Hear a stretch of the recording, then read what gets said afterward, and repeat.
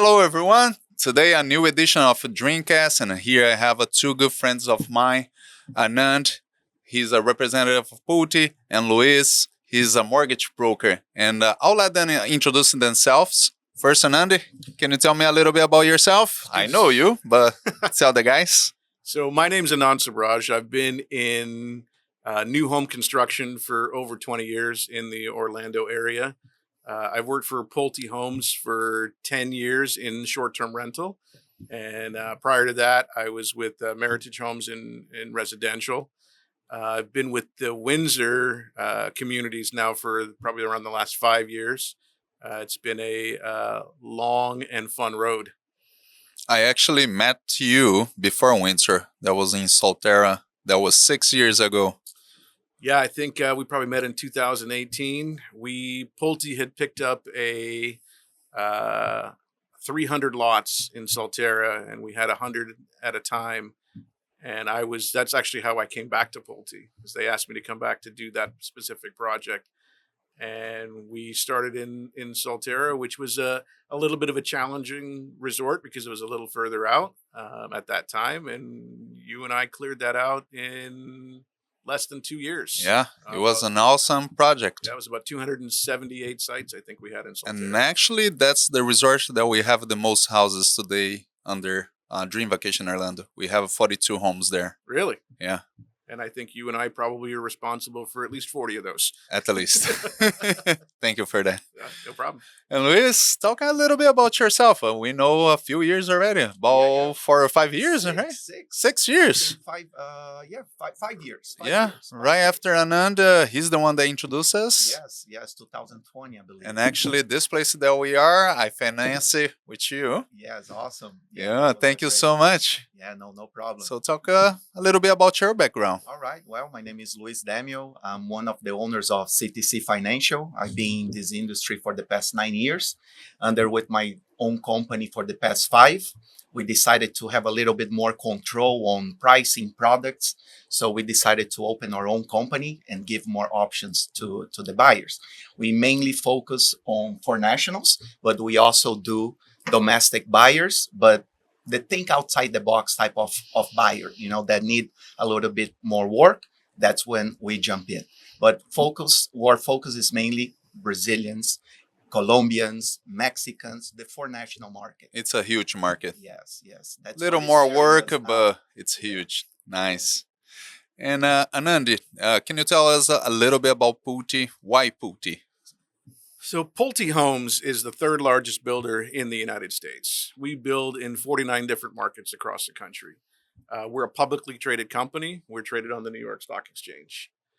We, here in the Central Florida division, are the largest division in the company. We represent more home sales and more closings than any other place in the United States. So the Orlando division is huge. Pulte Homes has marketed itself as a high quality production home builder.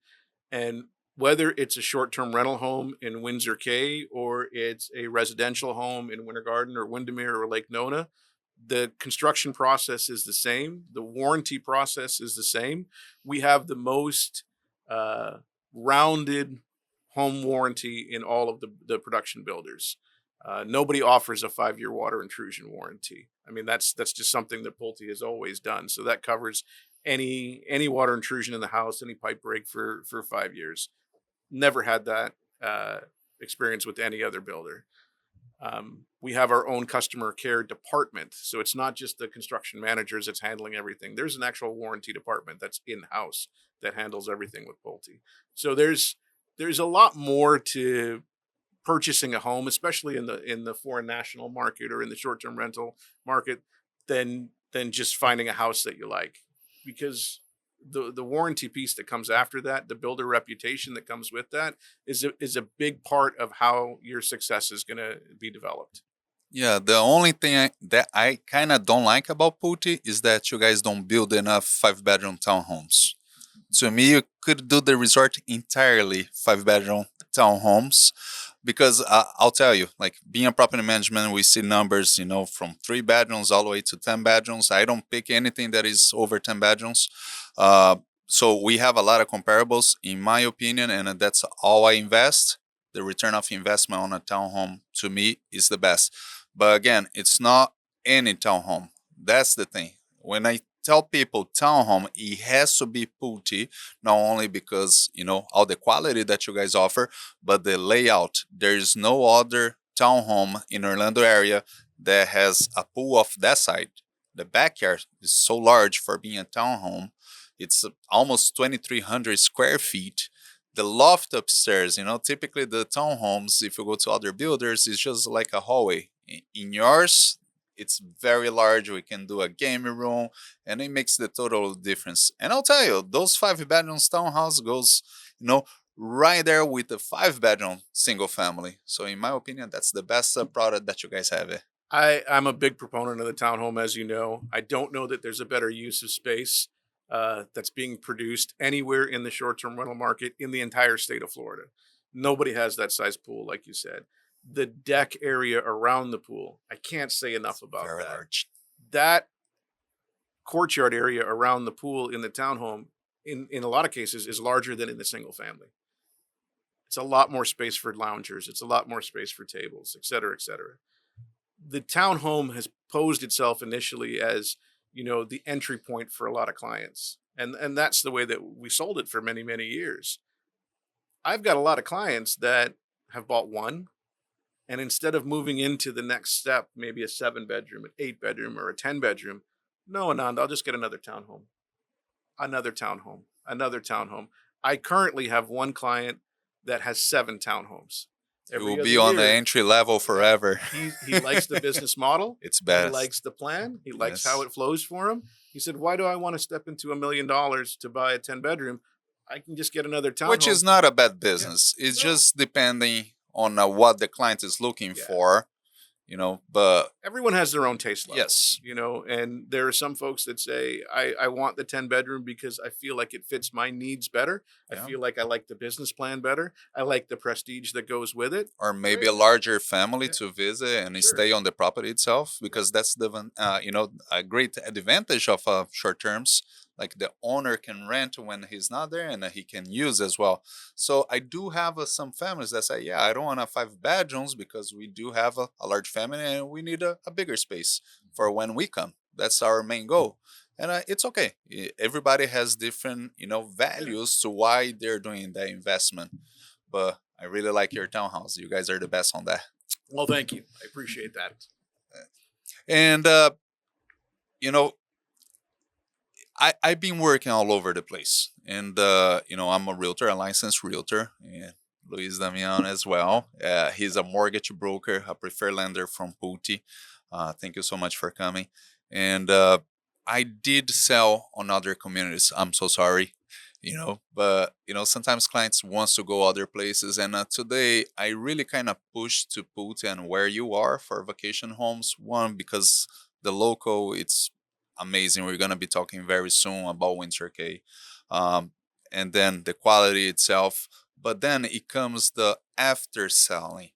That's a big thing that always keep bringing me and my clients back to you, because the support that you give it throughout, beginning, middle, and after end as well. Sometimes we have a few situations where you step in and you help a solution, small problems, nothing major, but those small problems and you stepping in, it meant so much for me and my clients. Is that it's the best customer service a builder ever offered to me and my clients.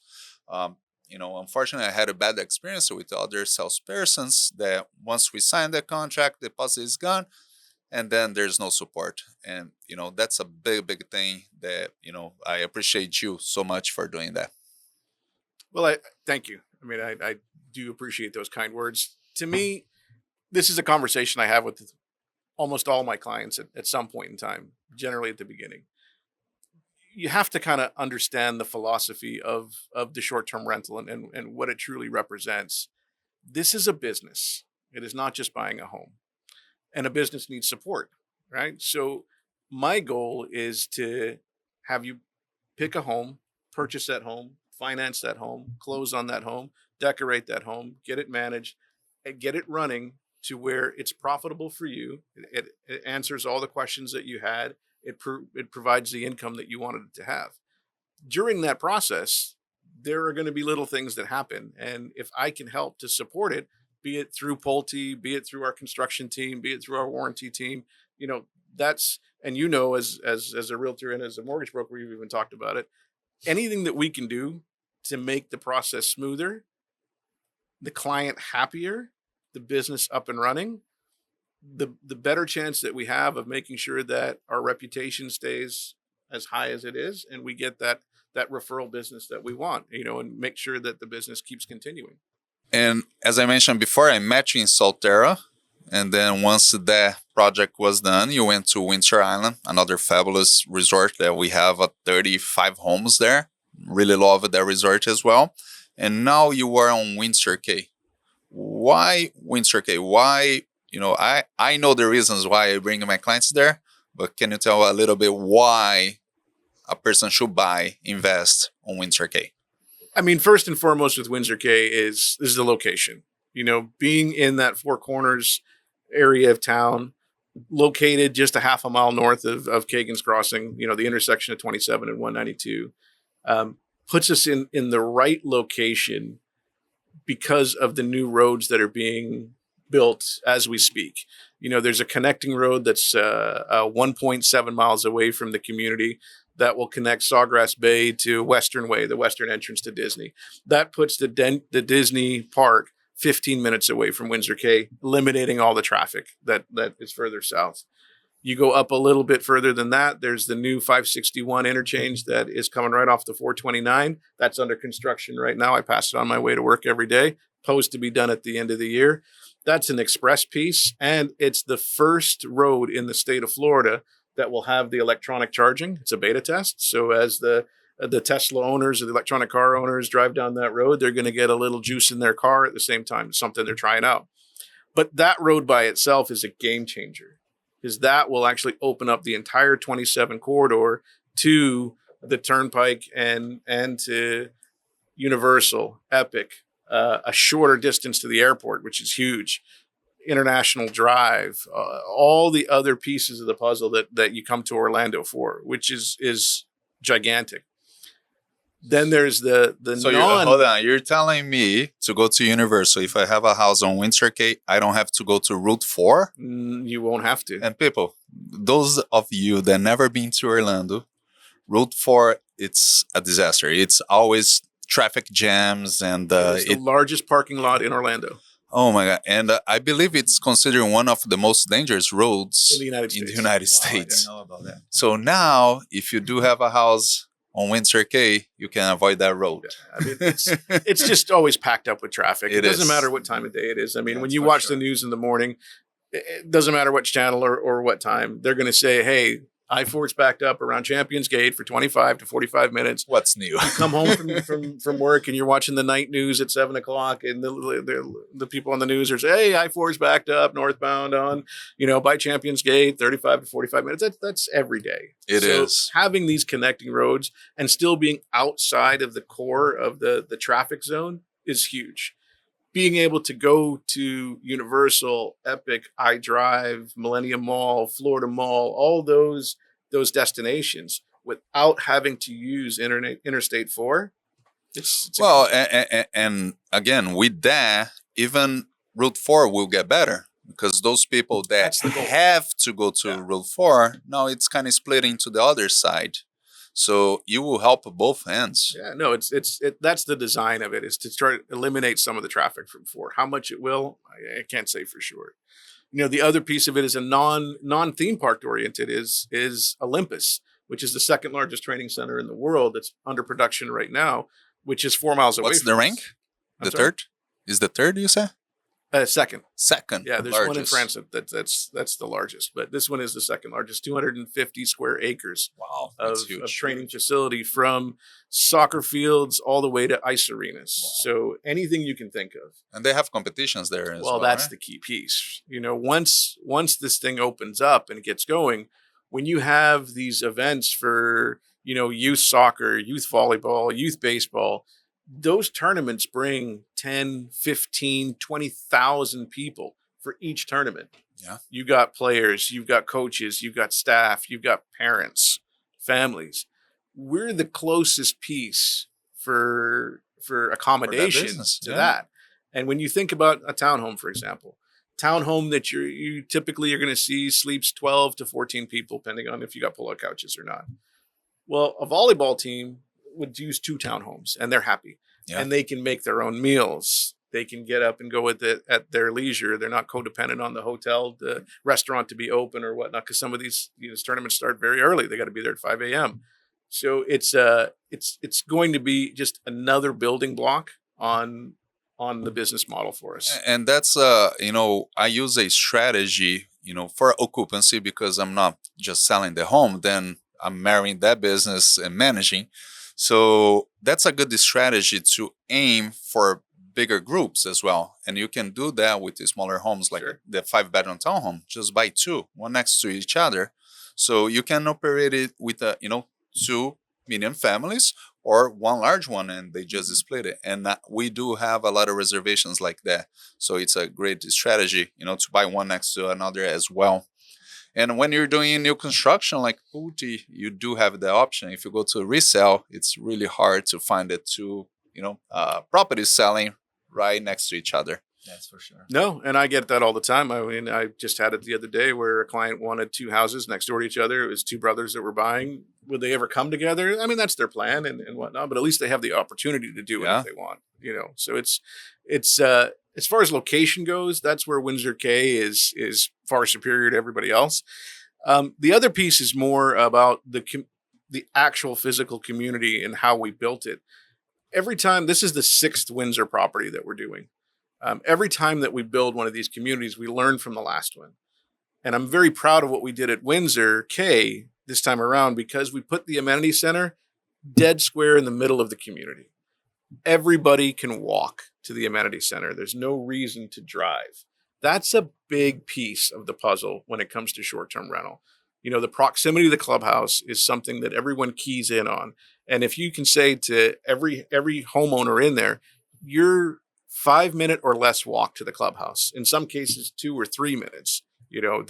That's a big piece of the puzzle. We increase the entrance so that during those high volume holiday weekends, summer vacation time, the gate can handle that capacity. And we're changing the gate systems that we used in the past to where hopefully up and running here in the next 60 days, the client will already be pre-registered with a QR code, and they just be able to scan that at the gate and go, because everything already be preloaded, as opposed to a 10-minute process for each car that comes through the gate. So, as the business evolves, so do we. So always, the newest, most technologically advanced, highest creation point that we have is always going to be with new construction. And the gate is a big thing, because on a high peak, if you come Christmas, New Year's Eve, on a Friday afternoon, I mean, there's a line to get in every single resort here in Orlando. And if it is not built properly, even block the roads and people cannot pass, it causes a jam.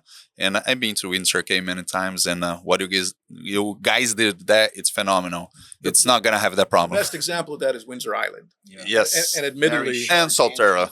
we screwed that entrance up. Yeah. We did not do a good job of that entrance. Yeah. I mean, and I think everybody knows that.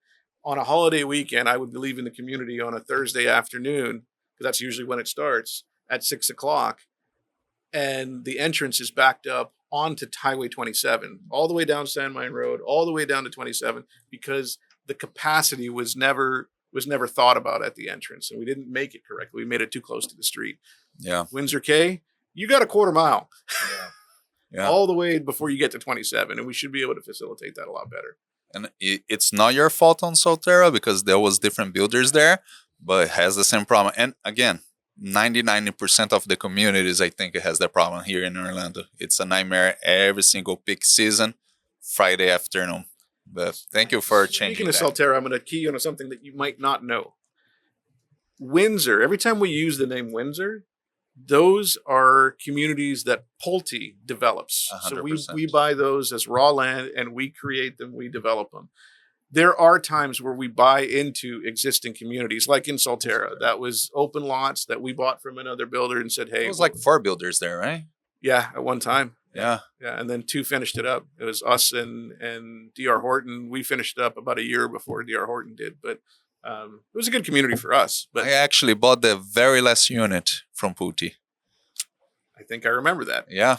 That was the very last one. I was like, it's now or never. And it was my first home, actually, That's investing. Yeah. On a vacation home.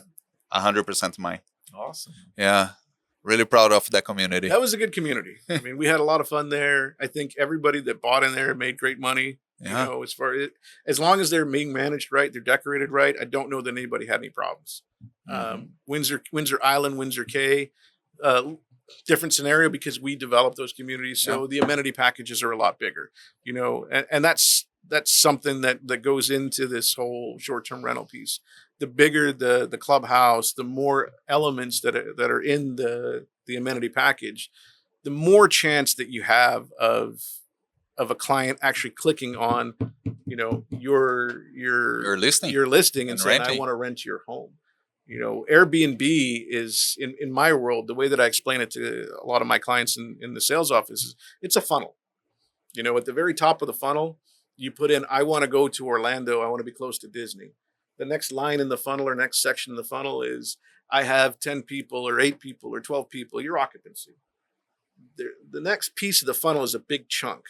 And that's, what does the community have? Or what do I want in my rental? So that's where the client's going to click off. I want a lazy river. I want an on-site bar and restaurant. I want a gym. I want a water park for the kids. I need a splash pad. I need in the community. Wow, right? amenities you Trails, offer. right? Yeah. The next piece is going to be about the house.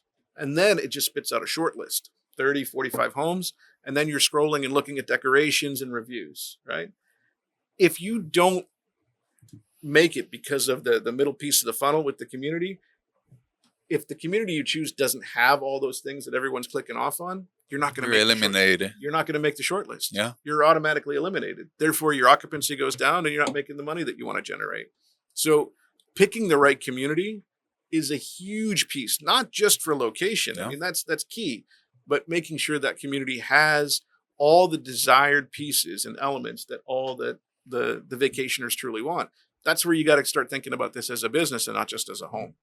And actually, we've been there last week, actually, with the pre-open for the realtors and financing part. And we got to see how beautiful turnout, and we love it.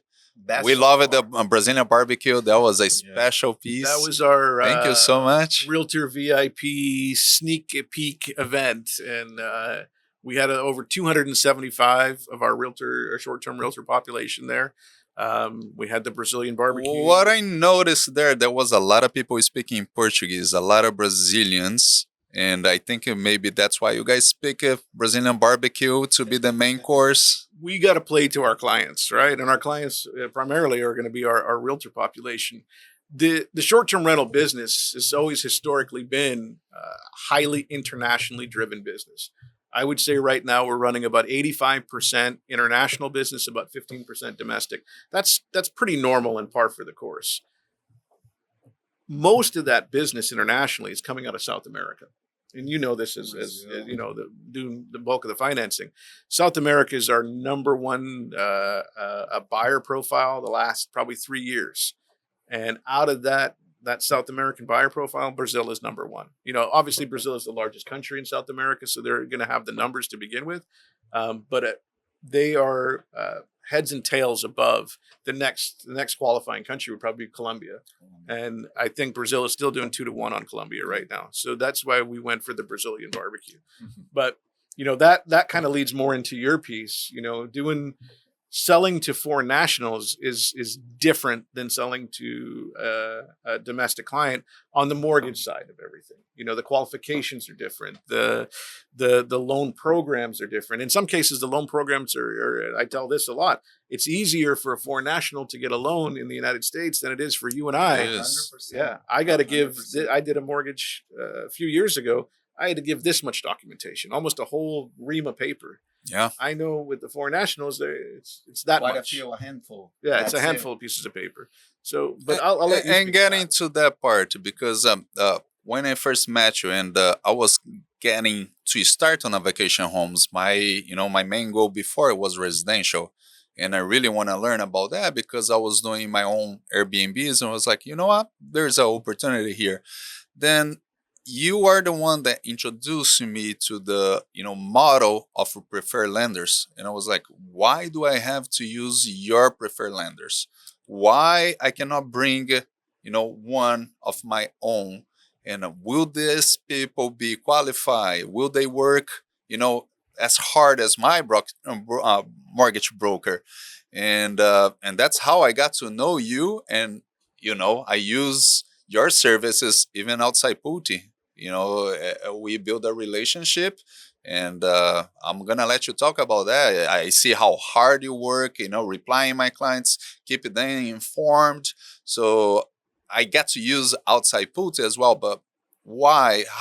What's the advantage for someone that never have to deal with the preferred lenders? Why pick your preferred lender? So Pulte has been selling vacation homes for over 22 years in Orlando, right?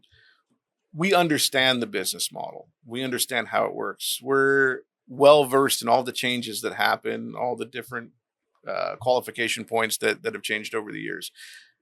We vet all of our lenders, and that list is ever changing. There's people that are added and subtracted every couple of years, just based on how the market reacts and how the lenders are working. When I say that we vet them, we spend a lot of time making sure that they understand what the expectation level is and make sure that we understand that they can do the job for our clients, because we look at it that way. As a realtor, it's your client. Once that client signs a contract, they're our client. They're all of our clients, but we have an onus to make sure that they can get to the finish line.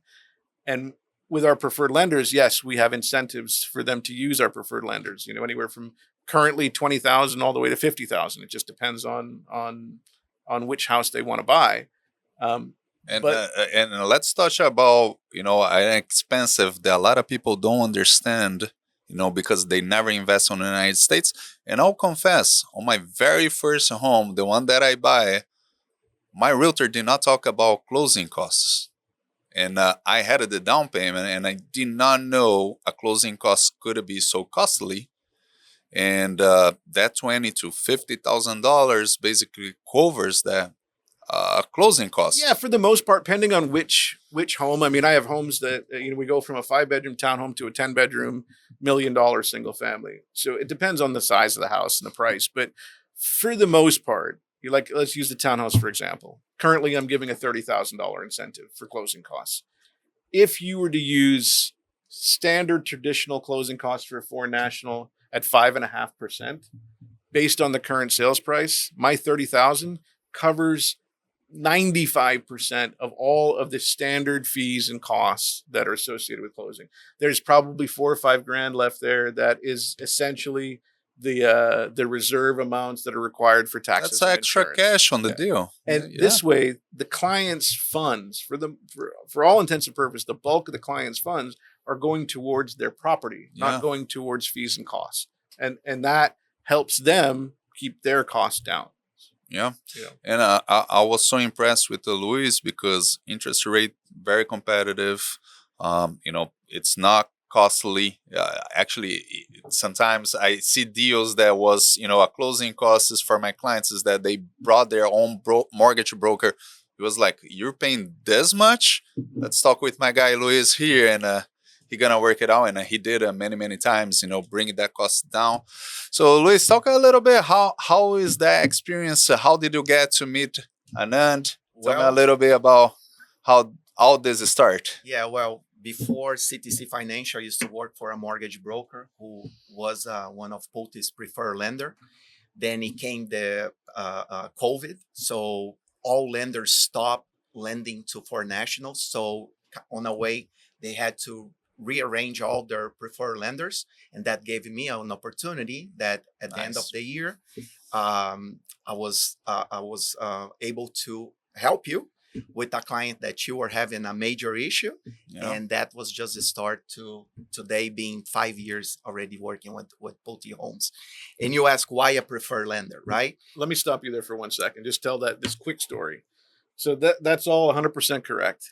And I told you about the preferred lender list, right? When did your name actually get on the preferred lender list? A few months ago. And that's been 5 years. Yeah. That's how rigid it is and how much time it takes to actually get on the list, because Pulte wants to make sure that if we put a name on the list, they can do the job. And Luiz and CTC has proven over the last couple of years they can handle whatever we throw at them. Whatever client issue that comes up, we know if we put it in your lap, it's going to be taken care of. Yeah. And that's why I think it was January or end of last year, I showed you the list, and Yeah. it's like a kid in a candy store. It's a huge grin. And what may sound negative at the beginning, it turns into a positive, because we're like, why should I use that? I just spoke with this guy, and sometimes you don't have an experience with that guy. And whoever you guys, are The suggesting, few times that we've had people not use the preferred lender, I wouldn't say in every case scenario, Yeah. but I would say it's 90% of the time. a disaster. Something usually ends up breaking, and then we have to bring in a preferred lender to fix it. Yep. Because everyone thinks they can do this, right? It's not as easy as it looks. You So have what- to have the right pieces of the puzzle in place. Not every bank out there lends in short-term rental. Not every bank lends to every country. You have to know all the nuances in and out, and that's what Luiz is And specialized you in. gotta communicate first, understand the builder, the sales agent, and the buyer, so you can accommodate on everything. And now the front office too. Once we commit to a certain date, we have to close on that date. So before we commit, we do all the due diligences with the buyer to see if he can accommodate to a certain date. So whenever we decide on a date, we have to commit on that. And also by using a preferred lender, we know, as Anand says, not every lender who can work on a short-term community, and not all lender accept this amount of incentives that Pulte gives you. So we have to work all around that and make sure that the people who we are using, the lenders we are using, knows about A, B, and C about Pulte, and they can accommodate and can close as per their needs. So it's crucial that you work with a bank who knows already the process and can give you a smooth transaction. Otherwise, you can have a trouble right at the end. Right Yeah. there and then. And the deal can die. Oh yeah, big time. And how hard it is for foreign nationals? Look, mainly for nationals, as Anand mentioned, is even easier to get a loan than a domestic buyer, because mainly we use like a CPA docs and not your actual tax return from the home country. So the CPA docs is what the lender will vouch for the income that the buyer will present.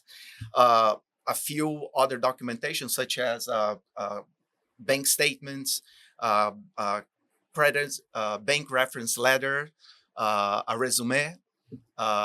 Make sure that you don't have bad media in your home country, and pretty much that's it. Do they need a visa? No, No they visa. do not need a visa to purchase a home here in the United States. So, They cannot be here. They can buy from their home country without a visa. so they don't have to travel all the way here to No. sign a contract. No, we can close via computer or via power of attorney. At the So- consul, I believe, right? No, No, don't We have do. to be at the consul. no, That's you amazing. you can notarize online the power of attorney, and the person who you assign to sign the docs will sign it for you here. So all you do is have internet and a computer, and we can close your deal. That's really easy.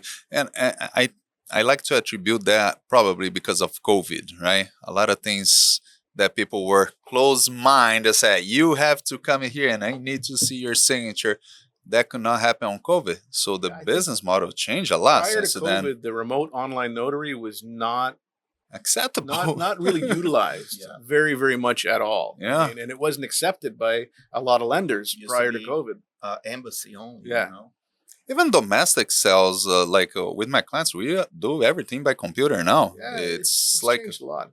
it's I mean, really listen. rare when you go there and actually sign in front of someone. And most of the time when you have to sign it, they send the notary to you, so it makes it really easy. I remember when I first started doing this, and we'd have to go to FedEx and pick up packages. Yeah. Okay. Wow. This thick with all, and then you open the package and find out they didn't sign in the right spot or they missed a signature. You have to They send had it to back. redo And then you got to redo it and send everything back to whatever Another country via $600. FedEx, and then have it come back. And with builders, as both of you know, it's not always about money. It's about time. Yeah. You know, when I said earlier that we're a publicly traded company, there's more to the story when it comes to that. Like, especially when it comes to time, we have to tell Wall Street in advance. We have to do projections of how many homes we're going to close, what our revenue is forecasted to be. Every single closing goes into those numbers. So when we tell Wall Street at the beginning of April that our June numbers are going to look like this, you know, for our end of second quarter, if we miss a couple of Set the closings and we expectation. miss that projection, that actually affects our stock price Yeah. on Wall Street, which affects dividends and everything else. So it's a much bigger piece of the puzzle than, oh, just moving from June to July. You know, it's not It's not that It's simple. not that simple. You know, it's not that simple all the time. Now, as an advocate for the buyer and for the realtor and for the company as well, you know, every case is different. And we have to look at every case. If there's a mortgage issue that pops up that there's just no possible way, and I can prove to the office, say, look, we were expecting the funds based on this, this, and this. The funds are not going to make it in time. We're going to have to move the closing out to the following month or to the following week, or whatever the case is.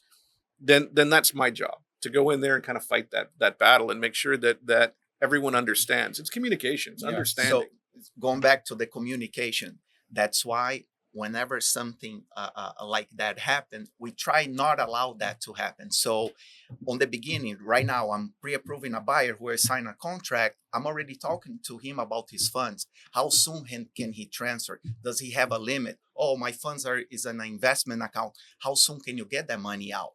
So we try to talk to them prior to Understand the situation before. and set the Yeah. right expectations. You know, let's say if the funds are coming from Brazil, we talk to them 2 weeks prior for them to start sending the money now, not 3 days prior to closing, 1 week prior to closing. We try to create a sense of urgency for them to do that 2 weeks prior, so things like that will not happen. You know, so that's why you should use a preferred lender, because we know these little hurdles that it can hurt the transaction. That's why we've been doing this left and right. That's why we advise them, this is how you need to work. That's how we can close the deal. So Communication is the key. It's a partnership. Yeah. You know, I Yeah. mean, we're all on the same team. You know, our client, you as the realtor, your client, you as the broker, me as the Pulte representative. Every real estate transaction has hurdles. Nothing ever goes 100% perfectly straight. Yeah. You're always going to have something that pops up. When I have a preferred lender that is going to call me and say, hey, listen, we uncovered this. Here's what I think we should do. You're informed. We all huddle up, you know, we have a conference call or we meet at the office and say, okay, here's the problem. This is the best way around it. I can take that now to the office and say, here, I've got this issue. This is how we're going to solve it. And they usually look at me and go, all right, no problem. You got it covered. Let's move on. You know, it's happened before where we had a non-preferred lender and the communication isn't open, then I get blindsided. This is in October last year, we had a client that used a non-preferred lender 3 days before closing. Hey, the funds were never put in a bank account. We can't use those funds. You've had this contract for 6 weeks. And you're just now finding out that the funds, her closing funds, were never in a bank, and now we can't use them because they were never sourced or seasoned. It's a problem. What did you do for the last 6 weeks? You should have done that day one, and then you should have told me, and then we would have found a way around it. I know with my preferred lenders, I don't have that problem because we're going to find out, we're going to figure out if we have to change banks, if we have to open an account, if we got to move the closing, we'll figure it out. The goal is to get the client to their goal, which is to close on their home and get their business started, you know? So And communication is everything because, you know, I know many times I was like, call Luis just to check. And then 5 minutes later, I just spoke with the hand because it's so frustrating when you refer someone and that person does not pick it up the phone or does not return for days. It looks like they don't even want a business. It's kind of weird here in Florida because, as many of you know, I come from the north, and over there it's all rush, rush, rush. And here people tends to be more relaxed and sometimes takes days to answer a phone. And I don't have that problem with the both of you. It's like, if it is not at the moment, right after, if you're finishing a meeting, right after you go there and deal with it. So communications it's everything, and the team needs to be informed everything, because sometimes I might have the solution, you might know, or you might know, and we work together for the same goal. So it's very, very important. 100%. One last question: why buy new instead of a used? And I spoke about getting 2 units next to each other, right? And and you spoke a little bit about the warranties, because as you guys know, if you buy a 10 years old home, not gonna have any warranties. What else can you compare new versus used a resale? I mean, let's start at the kind of the bigger picture. The community itself, the amenity structure itself. Again, the newest, the most innovated, the most ergonomically designed, all the new technologies that we put into it, that's a big piece of it. Each home is different. If you're going to look at a brand new construction of a townhome that I'm selling for $595 with $30,000 in incentive, that's really a net of $560, right? You could probably find one in Windsor Island or Saltaire or whatnot for $525, $535, $540 with some used furniture. And maybe they let you look at their book of business and maybe they don't. Or maybe they fake it. It's a business that you're buying. I seen a lot of Excel spreadsheets with some really weird numbers, really high numbers. That was like, that's impossible. It's impossible. And because you've got the historical data from 150 units, 200 units that show this is where this thing really rents at. I don't know where these numbers are coming from. And it's like, if you're making that much money, why are you selling? Yeah, and that's just it. It's not like a house. Like when you're buying a resale home versus a new home, there are 1,000 different reasons why somebody might sell their house. They get a new baby and the house is too small. They get a job transfer. I mean, there's thousands of things. This is a business. It's a passive business that 95% of the investors all use as that. It's a passive business. If the passive business is making money and it's being managed correctly, why are they disposing it at a discount rate? Something else is going on there. People will come and say, oh, but that one's already furnished and everything else. I'm like, so how much value do you put on used furniture? Well, let me tell you something. And it's good that, we do also decorations, as you know. Yeah. And I hate when it comes with the furniture, because most of the time people are selling those homes because they're not getting results and they believe it's a bad business. It's not that it is a bad business. Unfortunately, they were misinformed, or, they're tricked by a realtor saying that they're going to make millions of dollars. It's very profitable, but it needs to be done correctly. Yeah. We turn down, as you know, many clients. Yeah. We are very picky with our clients because, like you said, it's a funnel. I need to see, okay, it's inside a resort. Which amenities they have? Do they have a good decoration? The house, it's kept well done. Is the communication with the owner very good? Because it's not just one side. It has to be both sides communication. So we do take a look very well who we are doing business with. And typically when a house is on the market, it's done very incorrectly. And typically what ended up happening, when I do the decoration, we basically take everything out. So that furniture actually might cause you an expense or extra work. It's rather, I prefer have a clean place and you do the decoration as it needs to be done. And the buyer just paid for it. Yeah. They said, I'm going to buy the resale because it comes furnished. And maybe there's a price tag of $25,000, $30,000, $40,000 for that furniture, right? Because the seller's trying to recoup some of that cost that they put in. But then at the end of the day, that furniture has no real value for the future business because all that, for the most part, maybe other than the dishes and the knives and the forks, gets thrown out. Yep. All the walls get repainted because it wasn't done correctly to begin with. And does not count as on the appraise of the house. No, of course There's not. no value. Yeah. Bank will Zero. not lend you money, Zero. right? On Zero. Will not lend you money for the decoration. no personal furniture. property. Yeah. So a person might put the price higher because of the furniture and decoration that they have, and appraisal might come short because they're not counting for the Yeah. decoration. Then the buyer needs to come with the cash out of their pocket. We saw that at the beginning of Windsor Island. People would, they spend $100,000 on decoration. They got a nice house. Everything is great. The market's good.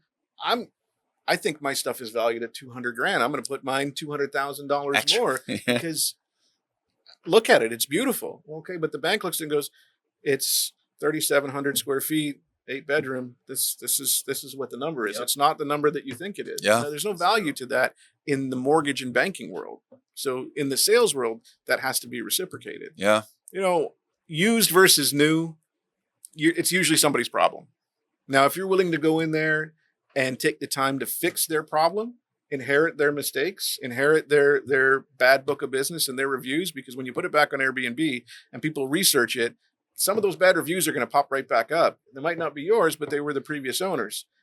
Then if you have the time for all that, sure. But if you want to start with a clean slate for essentially the same price or maybe a few $1,000s more and do it the right way and start with the clean book of business, then you go new.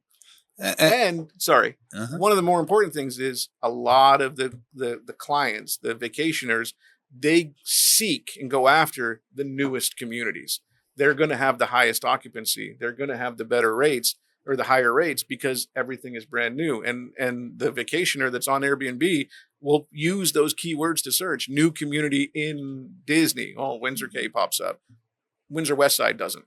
Yeah, true. And being a property manager, we've seen a lot of properties being neglected by the owners and previous property managers. So we did see some air conditioners, for example, a year-old air conditioner on a resale, it is about to be replaced. Why? Because they never changed the filters. They never cleaned the coil or whatever other issues that the house might have. They did not fix properly or did not maintain properly. So when you're buying something, you don't have the full story, how it was maintained. So that can be very costly later as well. Again, it's buying somebody else's problem. True. It's like buying a new car versus a used car. When the prices are so similar, I just bought a new truck, as you know, right? Mm-hmm. And I looked at the used prices versus the new, and there was about a $4,000, $5,000 swing between used and new. Do I want to take on a 25,000 mile used vehicle that I don't know what the history is and I don't know what happened to that truck? Or do I want to spend a few $1,000s more, get something brand new, sticker, plastic still on it, and know from day one exactly how this works? Yeah. Because if not, I could be in 6 months down the road with having to replace a compressor and an air conditioning or a fan motor or a stove or a fridge or pools. And pools are a big one because those you have to stay on top of those pool pumps and filters and aerators and everything else because they were staying on the pool itself. Mismanaged. Yeah. It happens all the time. And then once the pool, gets so stained, you have to resurface. Everything is very costly. $15,000 on a. So gotta be very, very careful. Well, guys, it was a pleasure. Thank you so much for your time. Thanks for having us. Appreciate it. And I'll see you guys next time.